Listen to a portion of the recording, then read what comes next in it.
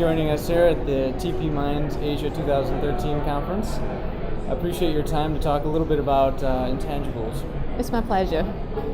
Just one of the quick questions that I had for you was with respect to customs issues. I know that your company deals both with royalties specific to transfer pricing and customs. What has been your experience in dealing with the customs authorities? Well, customs authorities in general, they are tougher as compared to tax authorities in China. Normally, the customs and the tax bureau, they are on opposite side for assessment, which means the customs want to have higher dutiable price, but the tax bureau want to have a lower import price so that they can keep a higher tax base in China.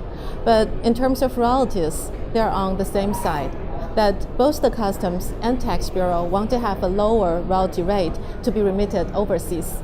The tax bureau, they want to keep a larger income tax base in China, while the custom duty, they want to incorporate more into the dutiable price. So we see that we use the same analysis finally to counterfight the tax bureau and the customs. And now we find it is extremely difficult to combat the customs challenges in terms of royalties. In the first place, they don't have any experience in this area. Secondly, they don't know what may be the objective way to justify the royalty rates.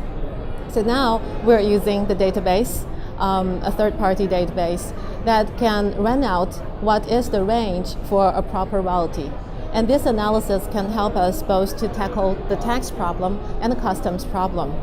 The thing we run for customs in the first place, they receive it very well. They consider it as very professional and it's very objective. I think objectivity is the most important thing the customs is looking forward to. And they're astonished that taxpayer has already been prepared to do such kind of analysis to justify that the royalty rate they're paying is arm's length. So now, at least after we submit those documentation, they are very satisfied. So there's some synergies between the tax documentation that you do and the same process that you go through for customs. Yeah, it's the first time actually. Traditionally, the transfer pricing documentation is completely useless for custom purpose. They don't follow arm's length principle. They only follow the WCO principle, which is the WTO's principle. So they are on the opposite side.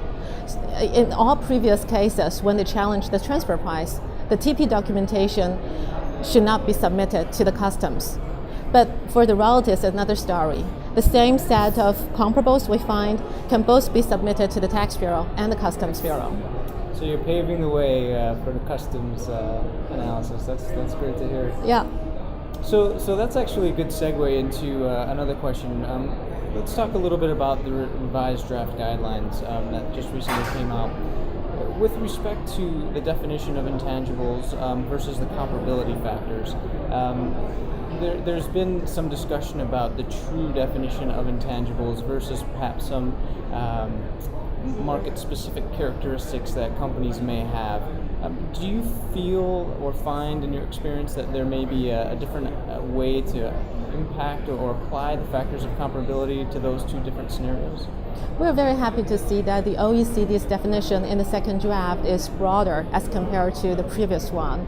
It have also included lots of examples to say or to indicate what exactly they mean by this kind of definition.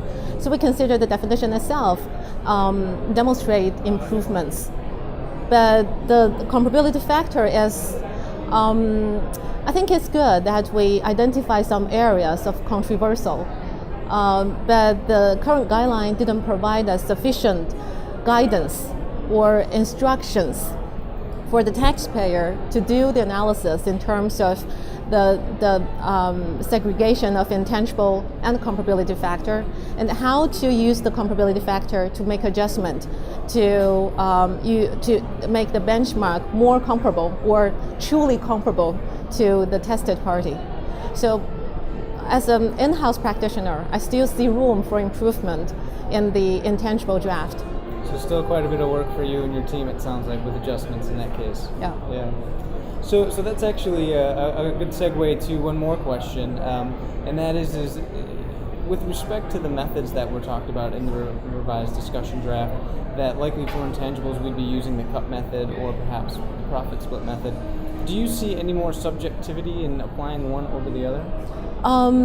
We prefer CUP to tell the truth, because CUP provides a certainty. It is from external database or the market information that everybody have access to, and the result will be for certain. Well, for profit split, in the first place, it also involves some comparable analysis to determine the routine profit, for example. And later on, we have to analyze the whole value chain, the situation from raw material to finished goods. Well, in sometimes it is not possible in the first place, and later on to determine which share to be allocated to which party and how much the share would be is a very subjective analysis. And it has to be done on an annual basis. That indicate lots of work.